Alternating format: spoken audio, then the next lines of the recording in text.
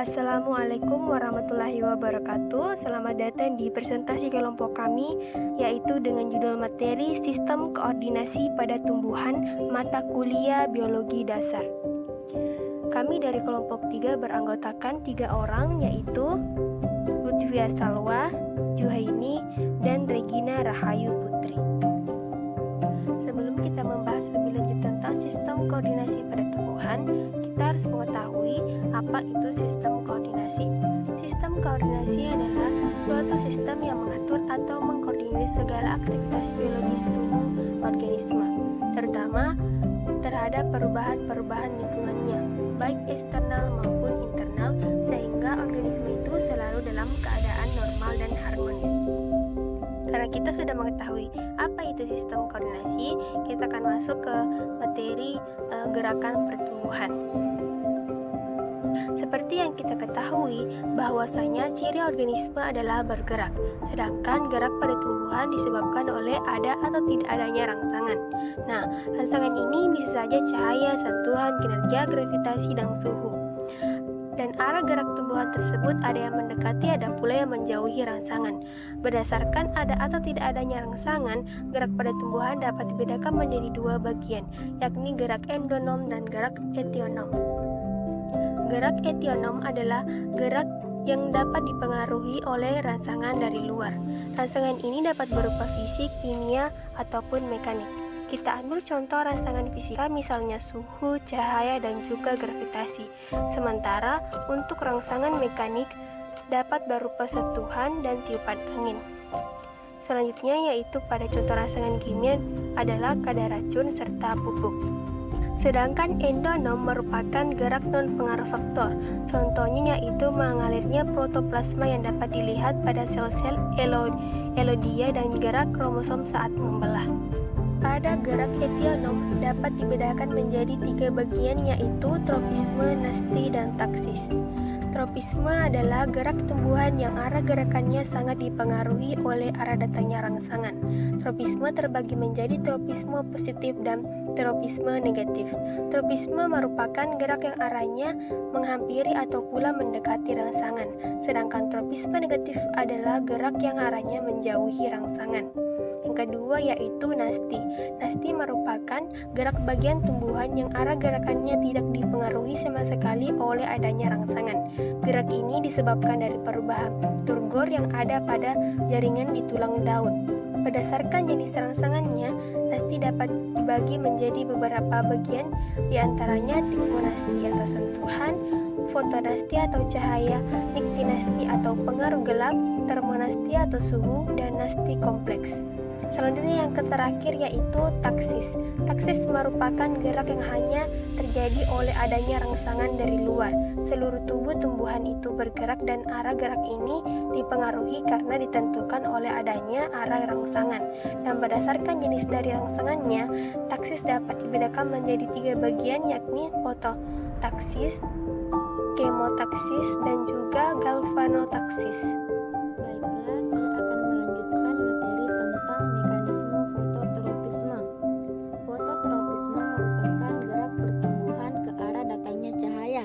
Terkait mekanisme fototropisme, dimulai oleh percobaan yang dilakukan oleh Charles Darwin dan putranya Francis.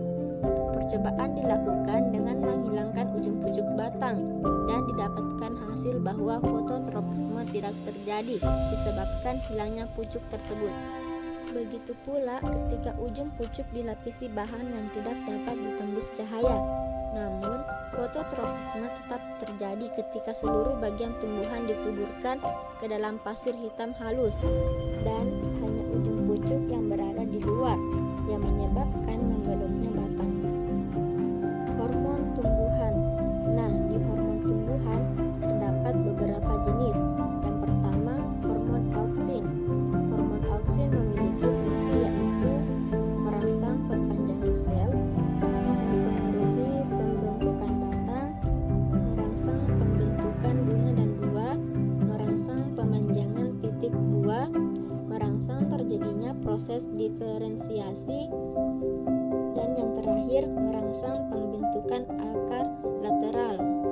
Yang kedua, hormon giberelin memiliki fungsi fungsi yaitu mempengaruhi pemanjangan dan pembelahan sel, menghambat pembentukan biji, mempengaruhi perkembangan embrio dan kecambah, mempengaruhi pemanjangan batang. Yang ketiga, hormon sitokinin memiliki fungsi yaitu mengatur pembentukan bunga dan buah, membantu proses pertumbuhan akar dan tunas pada pembuatan kultur jaringan, memperkecil dominansi apikal, dan juga dapat menyebabkan pembesaran daun muda, merangsang pembelahan sel dengan cepat. Bersama-sama giberellin dan auksin dapat membantu mengatur pembelahan sel yang terdapat di daerah meristem hingga pertumbuhan titik tumbuh normal, menunda pengguguran daun, bunga dan buah yang dilakukan dengan meningkatkan transport zat makanan ke organ tersebut. Yang keempat, hormon asam traumalin memiliki fungsi yaitu tanaman mampu memperbaiki kerusakan atau luka yang terjadi pada tubuhnya. Kemampuan tersebut dinamakan regenerasi atau restitusi yang dipengaruhi oleh hormon luka atau asam traumalin. Meregenerasi sel jika tumbuhan mengalami kerusakan jaringan. Selanjutnya, hormon kelima adalah hormon gas etilen, memiliki fungsi yaitu mempercepat dalam pematangan buah, menyebabkan pertumbuhan batang menjadi tebal dan kukuh, memacu hormon lain dalam menimbulkan reaksi tertentu, mendukung terbentuknya bulu-bulu akar, mempercepat dalam pematangan buah, merangsang terjadinya pemekaran bunga, mengakhiri masa dormansi, dan pembentukan akar adventif.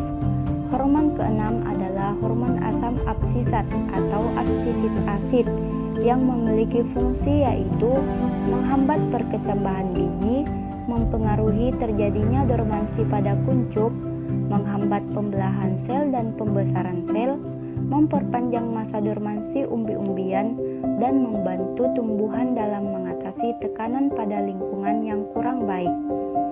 Hormon ketujuh, hormon kalin, memiliki fungsi yaitu pertama, kaulokalin yang memiliki fungsi dalam merangsang proses pembentukan batang. Kedua, rizokalin yang berfungsi dalam merangsang pembentukan akar. Ketiga, antokalin yang merangsang pembentukan bunga. Dan keempat, filokalin yang berfungsi merangsang dalam pembentukan daun.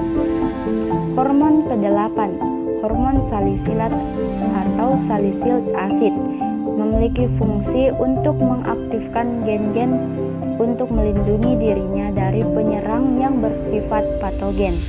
Kesembilan yaitu jasmonat atau asam jasmonat yang memiliki fungsi untuk meningkatkan respon yang sangat cepat terhadap usikan mekanis seperti belitan sulur tanaman pengganggu dan saat tanaman terluka. Proses pembungaan. Proses pembungaan ini mengandung sejumlah tahap penting yang dimana semuanya harus berhasil dilangsungkan untuk memperoleh hasil akhir yaitu biji. Proses pembungaan tanaman terutama pada tanaman tahunan adalah sangat kompleks.